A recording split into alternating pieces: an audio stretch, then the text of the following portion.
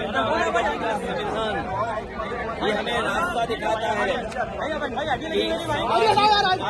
न्याय ये बाबा साहब भीमराव अम्बेडकर जी का संविधान हमें रास्ता दिखाता है कि सामाजिक न्याय का राज की स्थापना हो। आज के दिन जब बाबा साहब भीमराव अम्बेडकर जी को हम याद कर रहे हैं तो ये संकल्प लेते हैं कि सामाजिक न्याय राज की स्थापना के लिए हम लोग काम करेंगे। आज भी हम लोग देखते हैं प्रभुत्ववादी लोग जो समाज में ताकतवर लोग हैं वो समय समय पर अन्याय कर रहे हैं। यही बाबा साहब भीमराव अम्बेडकर जी का दिया हुआ संविधान हमारी ढाल बनता है। यही बाबा साहब भीमराव अम्बेडकर जी का संविधान दिया हुआ हमारे लिए संजीवनी है।